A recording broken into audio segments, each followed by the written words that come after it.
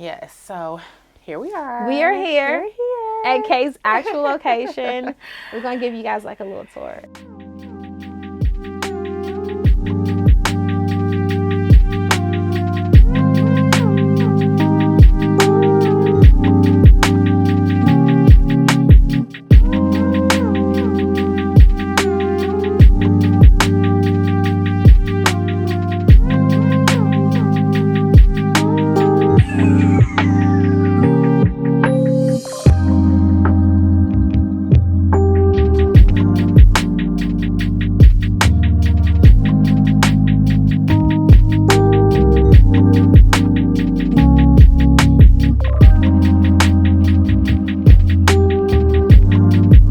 So we made it here, and it felt really good. Again, I think this is another thing people have struggled with too. I had to let go of all of my concierge clients because they were like, so you're not coming to me anymore? I was like, no, have a space. Like, come to me. And they were like, no. Wow. You know, they are not going to come pivot. with you. That's so another pivot. I was like, okay. So they're not going to come to me. And I maybe had one girl come just for support, but then I guess she never came back because they were so, I mean, again, that was what it was. They were like, you come to me. And I was coming to them 9:00 at night before they go to dinner dates with their husband. So I was just at their beck and call. Yeah. And now I'm like, I have a 1:00 if you want to come get that slot. They're like, girl, no. So starting over for me has been like the story of my life. Wow. Like, I've been open to starting over, especially when I know that the start over is like a better vision. I'm like, I don't want that anymore anyway. You know, it's like letting go of what was and being okay with that. Because I know a lot of my students, they struggle. They saying like, I'm a braider, but I don't want to do braids anymore. I'm like, but why are you still taking braid clients? You know, like you're still holding on to something you're saying you don't want, but you're not letting it go. Like you have to just release it. Stop letting them pull you by the ankles. Like let it go. So when I, told them I had a space now, come see me. They didn't. I said, okay, it's fine. I had already, like you said, kind of transitioned over, like kind of doing like the Tuesdays and Wednesdays here and then the Thursdays and Fridays over there. So I was like, it's fine. You know, the price point was so much higher on this side. I was like, I don't even really want to deal with that anyway. So yeah, when I opened up my space, I feel like I started to get more people. It was just my time. I really just felt like it was just my time. And sometimes you have to wait until it is just your time. Yeah. Sometimes it's other people's time. Yeah, it's just not your time. And it's not your time. Yeah. It's your time to just do the work. It's your time to not look to the left or the right. It's your time to put your head down. It's your time to not expect recognition, edification, applause. It's a process. Any of that stuff. Just do the work. And eventually it will be your time. Yeah, I had been through a lot. I mean, we've already pivoted like 5 times in this conversation. Yes. I'm like, this so I'm like, we was like this. I'm like, but it was my time. You know what I'm so proud of? Like, after so much change, anybody else would have just given up. Yeah. Today, you have a multi-million-dollar business, and you're shipping products all over the world. You're traveling all over the world, teaching and educating, and that is because you continue to persevere. Yeah, and I mean, of course, I didn't see that. Mind you, I'm just here, just trying to do some hair. I'm like, you can't see the future. You can't. You can't. I mean, even if you plan for, like you said, God has a sense of humor. You're like, oh, all those plans you had, and he could just ball it all up and throw it in the trash. So it's like we really can't see. You just have to keep going, and you have to just stay the course. And that is something for sure I've always done, is just like it has to get better. Like it can't get worse. Like it just kept getting better and kept getting better. Pivot. And then, I'm like, I'm just gonna have to just, and I mean, I do it all the time. It's like I said, it's my middle name. I'm good for a pivot, like literally, but within my industry. So, like you said earlier, it's like I'm not just like, okay, so let me go do this, let me go do that. I'm like, no, what can we do in this industry to make this work? Like, how can we make more money? How can we, create more jobs? Or how can we educate more? Like, it's always within the industry because I just love it here. Yeah. And it's not always about changing in the industry or changing your field. Sometimes it's about maximizing what you already have. What you already have. What you already have. So you come here, your business explodes. It does. And it's like everything is kind of happening for you? Yeah, it was really good. I was just a stylist then, though, still not doing any of the other things. I was just making a lot of money. Yeah. And it was different for me, so I gave it my all. Mind you, I'm still living with my mom. I have not created more overhead for myself because now I have this space. So I'm still living with my mom. Girl CEO Gym. That's what we're gonna start with. Girl CEO Still at home. Gym. So you stay down. I did. The money started coming in. The clientele impact was increasing, and you did not go and buy a house. You did not go and move into a $35,000 or $5,000 luxury apartment. I didn't. Like, you didn't do that. You stacked your paper up a little bit. I stayed down. My mom, I would throw her money, now that I'm making money, but even she didn't want me to leave because she was my support system because I was still always at work. Okay. Because this was like new for me, I would be here from like 9 in the morning to 9 at night. Yeah. Putting in the work. Like literally, I would trenches. be here all day. And two, I felt like because God was blessing me with all these clients, I felt like a sense of obligation, like, wait, whoa, like, where is all these clients coming from? And I had to service them all. So I'm like I said, it's just me, and I'm here all day, and my mom is picking the kids up from school, and she's feeding them. I come home, she has like a hot cooked meal. So I actually loved it there at that point. I'm like, I needed this. As a woman, you need that support system. I needed it. And I say this all the time to the ladies: when you are a mom, you're a business owner, you're everything, you need that community. Yeah. You need that support system. And you also have to be okay with saying, I need help. Yeah, I was like, Mom, I'm not leaving yet. She was like, you're not? I was like, no. And she loves me there. So she was like, no, you're fine. I'm like, okay, I would give her some money. I'm like, thank you for holding it down. It was kind of like I was the husband and she was the wife. So she would literally do all the wifely duties, and I would go to work and bring home the bacon. Yeah, moms are amazing. I started paying her mortgage, and I just started really like helping out at home until, COVID hit. So that kind of messed me up because, not messed me up, but it was another pivot moment because I'm thinking I'm rocking and I'm rolling. And then when COVID happened and all the salons shut down, I was like, wait, what? Like, I was just getting to the paper. Yeah. Like, I was like, what is happening? So I was so confused. And I was like, wait, what is, and again, we didn't know if we were going to be opening back up. We didn't know if people were going to even do in-salon experiences anymore. It was just like such a weird moment. So that kind of takes us back to kind of where we started when I just said, well, let me just, since I'm making so much money doing this technique and I hadn't taught it, people were just like, well, what is that? And I was like, well, let me just see if anybody's interested in learning this technique. Let me just put up a video. Once again, you pivot. So you transition from providing a service to now teaching a technique. And I talk about this all the time. The best thing that you can do when your money is low is to learn a new skill set. The best thing you can do when your money is low is to learn a new skill set, because learning a new skill set will position you to make more money. Yeah. But it will also put you in a position where you could teach that skill set to other people, right? So look at what you're doing and ask yourself, what in this can I teach to others, right? Or do I need to learn a new skill set? Yeah. So it can increase my income, and after I master it, then I can go and teach that to other people. Yeah. And that's exactly what you did. You mastered it. And then I was watching you. I'm like, okay, Kay's back. Like, Kay's doing something. And then I started to see that you started to think even bigger. Because what I realized is that you were like, okay, I have the service. I have a technique.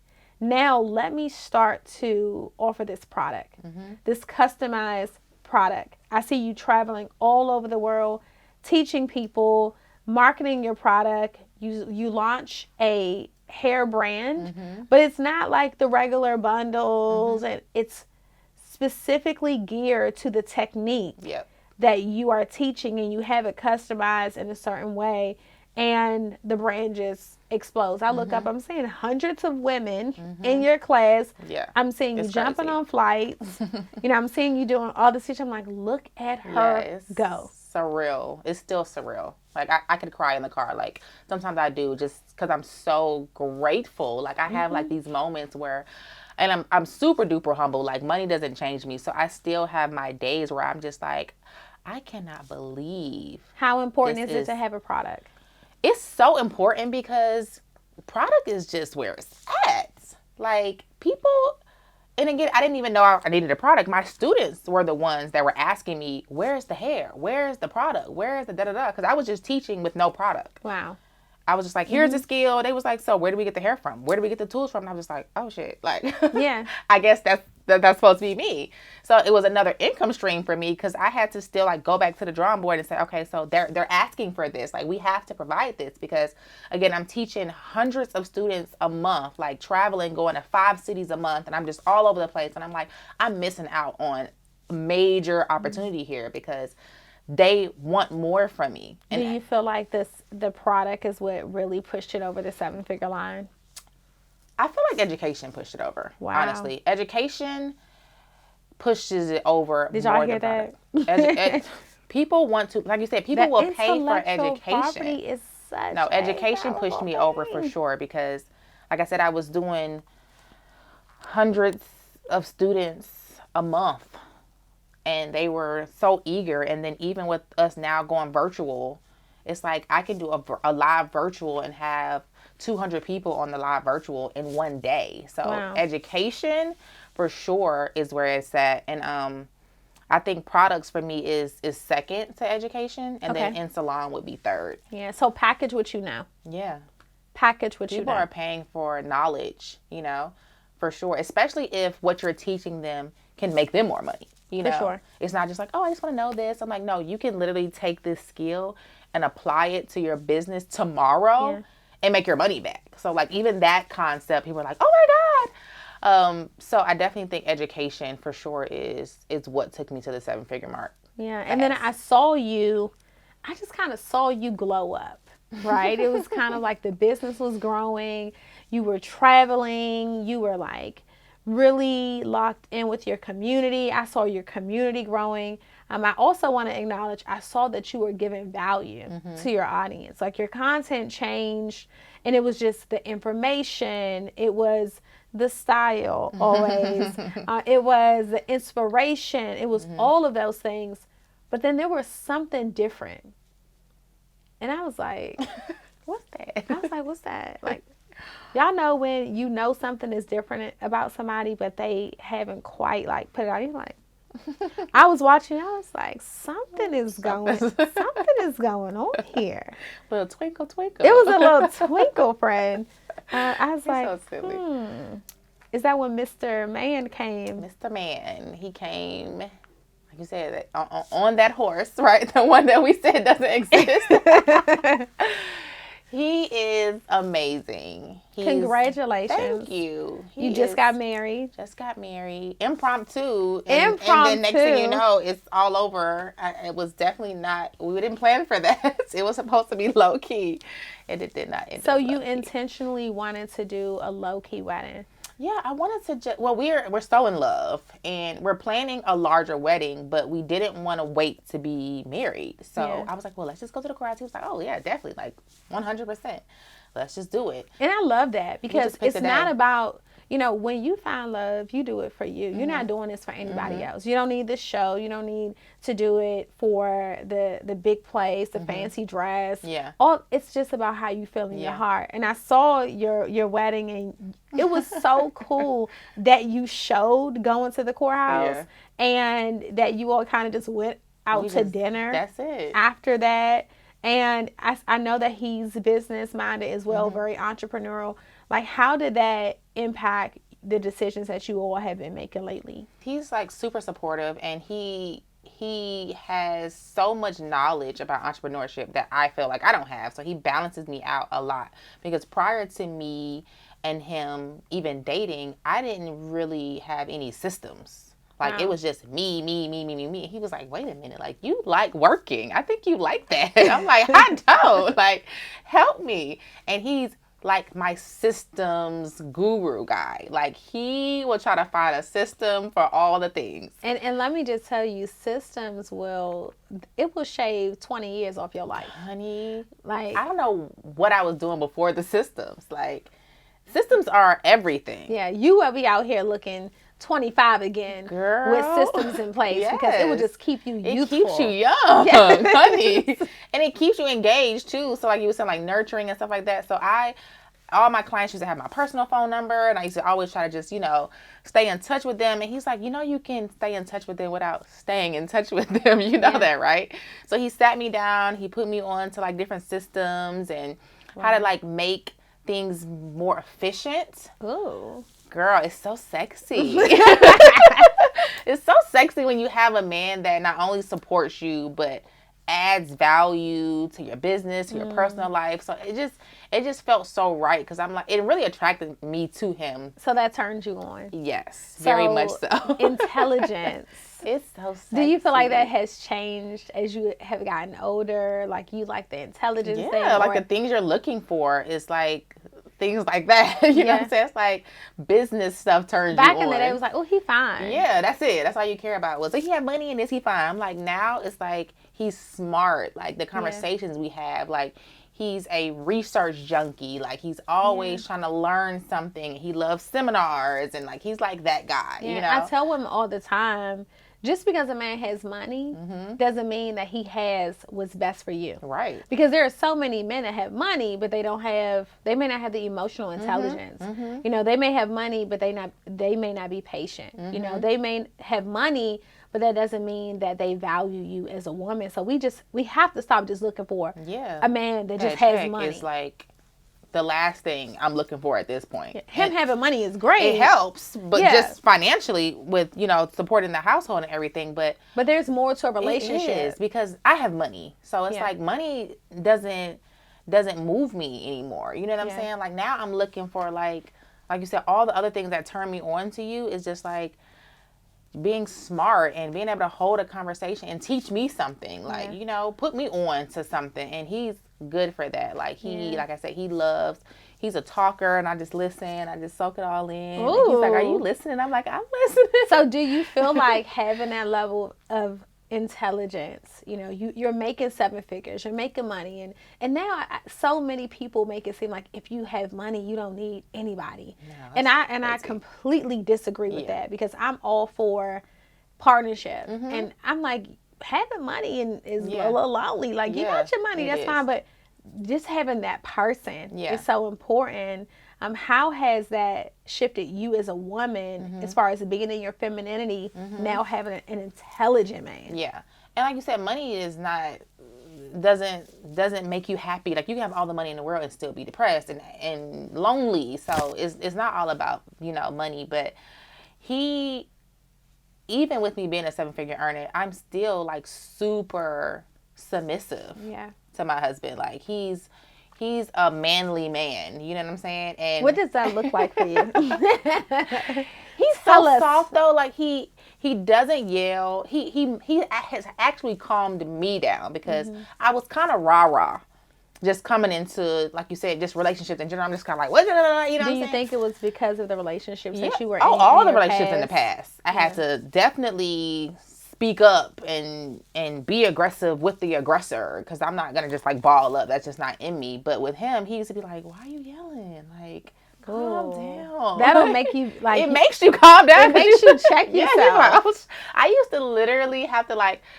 It makes you really look in the mirror like, okay, so I'm the aggressor now. Like, you know what I'm saying? like I need to work on myself. Yeah, I have to work on me. And in the beginning of our relationship, that's literally what he was saying. He's like, you are so perfect. He's like, but you have got to calm down when you're talking to me. You cannot yell at me. I'm not yelling at you. So he really has had to relearn that. Yeah, I had to start over again. Like, see, and when you get with a dominant man who has the emotional intelligence, first of all, he's not going to allow you to disrespect him. No, he doesn't play that. But he's not going to teach you not to disrespect him by disrespecting you, because he's a leader. So he's going to teach you. That's the word. He's like all those things. And I've never seen it before in my entire life of dating. A man that's patient with you, even when you're like aggressive. Yeah. And like you said, he's not going to retaliate with aggression. He's like, I'm not yelling at you. He's going to humble you in a way that makes you realize that you have to come up to this level. And I think that when you are in those relationships where you have to be dominant all the time, it's a big switch.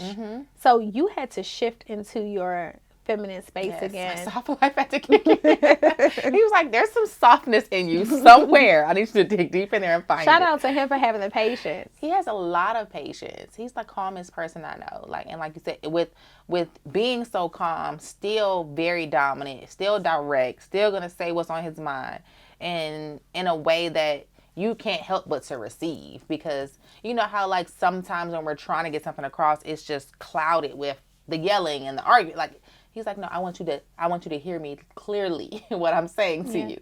Nothing is going to distract you from the words that are coming out of my mouth. And it really teaches me how to communicate in a relationship. Like we communicate like real friends. He'll sit me down. He doesn't like yelling in front of the kids. He doesn't like raising the voices. If we have a serious conversation, he's like, let's go for a drive. Like it sounds like we might need to go. Healthy. Head out. Yeah. Healthy. He's like, we'll be right back, kids. We go to the store. Your mama looks like she's a little angry. We might want to take this one on the road. Very healthy relationship. And you know when you're in one. You know when you're in a healthy relationship. How do you know when you're in? What are some signs that you are officially in a healthy relationship? I feel like the balance between your personality and your partner's personality should really be like a leveled seesaw. Like it shouldn't be like he's aggressive and I'm like, it should be easy. I really believe that a healthy relationship feels easy because relationships are hard. Yeah.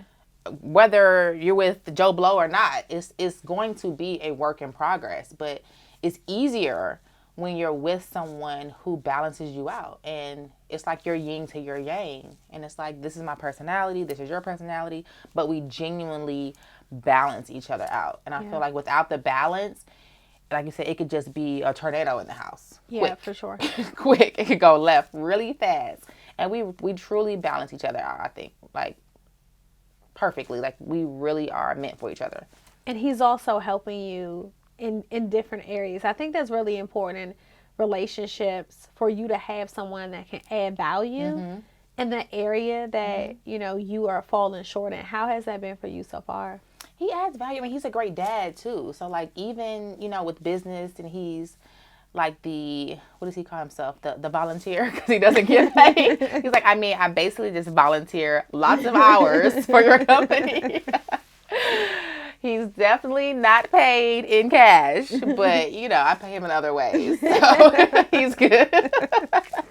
But he's a great dad too, and just a great stepdad. Like the kids didn't have like an active father figure, and he just came in. He didn't have any kids before our daughter. Yeah, and he was just an amazing father figure, great dad. They were nervous too at first, because they were just like, okay, like this is because starting over and bringing having a new man in your life as a mom, it's scary. It is, because for so many women, it's like, I don't want to open this space up. I need to protect my kids. I want to keep them away from this.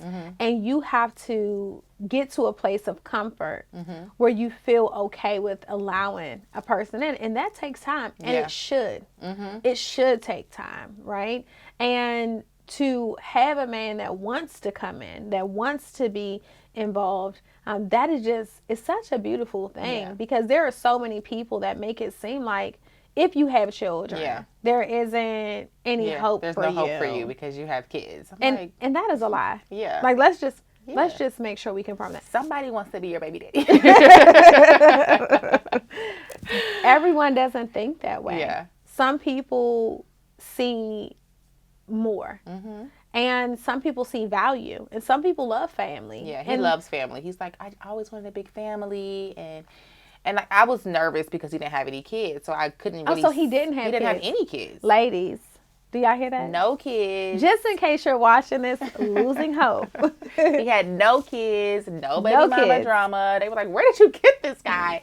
No kids. And I was nervous because I hadn't seen how he parents.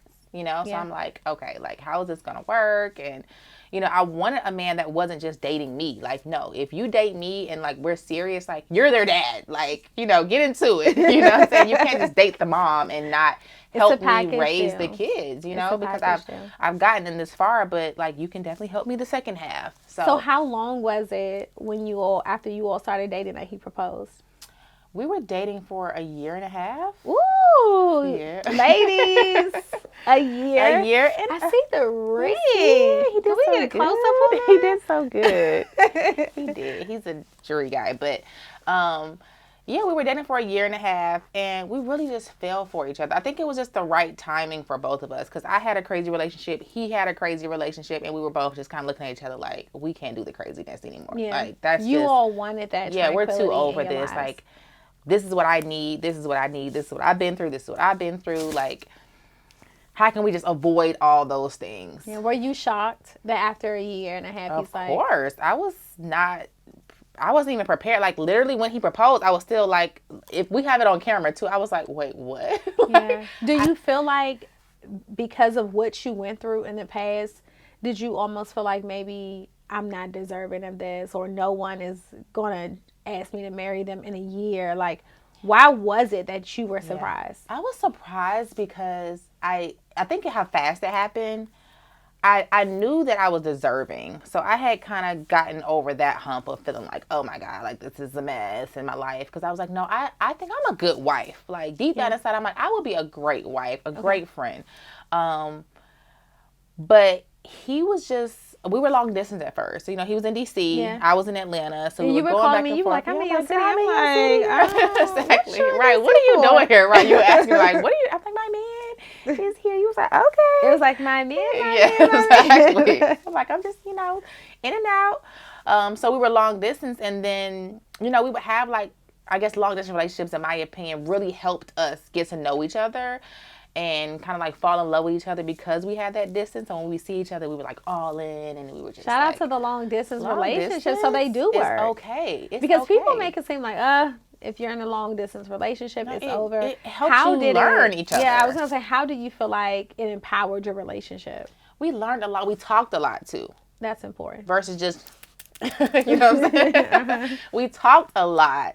And we valued the time that we did spend together. Mm-hmm. So it really forced us to like have those hard conversations from far away. And when he, I guess in his mind, knew that he wanted to be with me for a long time, he was like, I want to start doing like FaceTimes with the kids. Because we didn't want them to like meet yet. Because again, I didn't want them to be in the same situation as my last relationship, where like I bring the guy in, I'm so in love, and then it doesn't work out, and the kids are kind of like, wait, what? So you were already traumatized anyway. Oh, yes. Yeah. Very much so. And he knew that too. Like, he was like, you know, what happened? I'm like, I don't want to tell you all the details, but just know it wasn't good, and I don't really want to bring the kids in this right now until like I know that we're like serious. And he was like, well, you know, I'm serious. Can I at least start like FaceTiming them? Or... And putting that effort in. Yeah, I think that him really requesting that. Yeah, he was really trying. A lot. And I thought that was so sexy too. I was like, he wants to like talk to the kids. I'm like, okay. He's like, I can just FaceTime them. Like, I gotta see them. Yeah. So we started the FaceTime thing, and then when he said that he wanted to move to Atlanta, I was like, yeah. So I was like, what? To move where you were. Yeah, he wanted to move to Atlanta, and I'm just like, come on, compromise. It was all those things that I just kept saying, like, okay, maybe he's like serious about. So men move for women too. I think that was when I knew that he was the one, because I'm so used to me and even my peers and the females in my life. It's like, we're the aggressors. We're the one that's like, so what are we doing? You know, what's happening? And like the guy is just kind of like waiting for us to give him like an ultimatum or something. You know what I'm saying? And you feel like when it's the right person, you don't have to be the person that's giving. They'll let you know. Yeah, you don't have to be aggressive. Yeah. You don't have to be saying, so what we doing? Mm-hmm. If he's interested and he wants you, he'll tell you that that's what we're doing.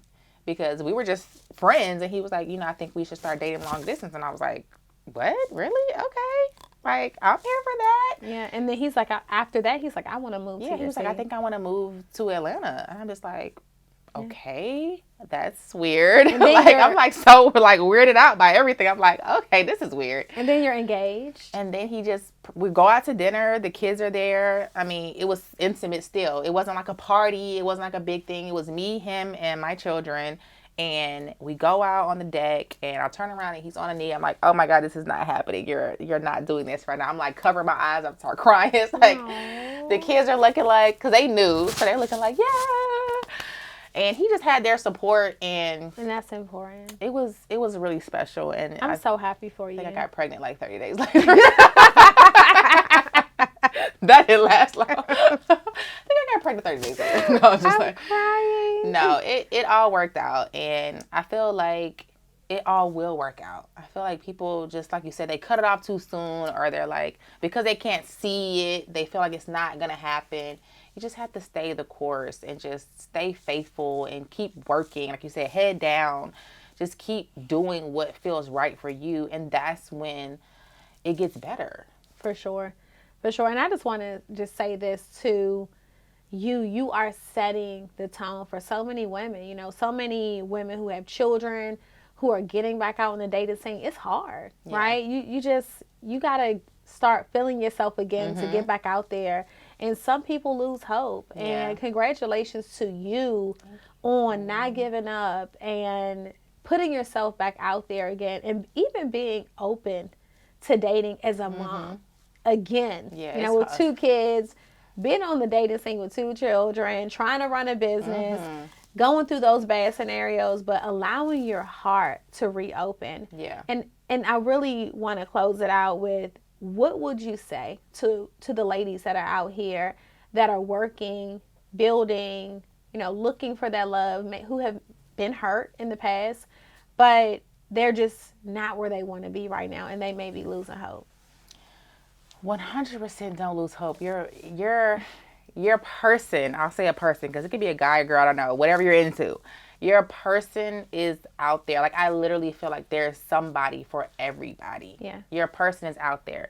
And like I said earlier, I feel like it's not necessarily going to be when you want it to happen, where you want it to happen, with whom you want it to happen with. Because sometimes we like, I want that person. It's like, that's not the person for you. Try something different. Yeah, like, that's just not your person. And it has to be an easy situation. They say what's for you is easy. It's not a hard thing. You don't have to like fight for it. It just comes. And I think that as long as we keep living, you know, we just can't give up. You know, we got a lot of stuff going on right now where people are just like giving up too soon. Like, we have to just keep living, and it will come to pass, because everybody is deserving of all the things. Like you said, the money, the love, the relationship, the success, the children. Like, you're deserving of all the things. And one of the things that I also noticed, you know, that you kind of shared with me, is like, you stepped outside of your norm of like who you would normally date. Totally outside of my norm. Ladies, so different. I want the ladies to hear that, because sometimes we want to be 6 feet tall, you know, want to be this build, want to do this, want to look like this. Like, sometimes it just doesn't happen that way. And you may be missing the love of your life because he's not 6 feet tall, because he's not muscular, because he's not chocolate, because he, you know, doesn't have wavy hair. Like, whatever those things are, sometimes you just may have to step outside your comfort zone, and you may just find the love of your life. Yeah, you just got to be open. Just have an open heart and take it slow, especially if you're a mom. Like you said, you can't just like rush into it. You got to take it slow. And remember this, if he wants you, you'll know. Yeah. You'll know. And you will have that partner. Yeah. Because now I watch you and I'm like, man, like, he's there with you. Always. He's supporting. You know, we were working last night and you were like, oh, I can't wait to get home. Man, I was like, look at her. Exactly. And then when he got home, he was like, where's my wife? I'm like, I'm right here. We're literally like friends, and we genuinely enjoy each other, like 100%. So whenever he's gone, I miss him. Whenever I'm gone, he misses me. And it worked out. And I feel like we still have a whole other part of the story that just hasn't even happened yet, you know? Yeah, so congratulations. The business, the family, you know, the marriage, the peace.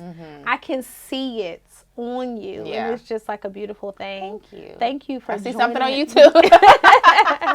Receiving it all. I see it on you too. I'm just so excited, for you. Thank and you. I just want to just stress, like, your flowers are here. Thank you. Thank you for just sharing the journey. Thank you for sharing having the story. me. Thank you for allowing me to share my story, because I've never told anybody how it happened. And people think it just magically happened, but it's a process. Building a 7-figure business and going through all of the pivoting that you have gone through has not been easy. So. I've been on your line, so I'm like, Ronnie, she called me. Please tell me something. I literally 30 minutes of your time. I'm like, she said what she said. It's time to get to work. Yeah, it's time to get to work. Well, I'm proud of you. Thank you. I love you. Love you more. Thanks for joining the Girl CEO Show. And I know that lives will be inspired because of this. I hope so. All right, guys. Thanks for tuning in. And I'll see you on the next episode. Bye. It's the Girl CEO Show. Run it up. Always on the grind. You already know what's up. Everything from dating to life and the business. Covering it all like a boss. Come and get this. It's the Girl CEO.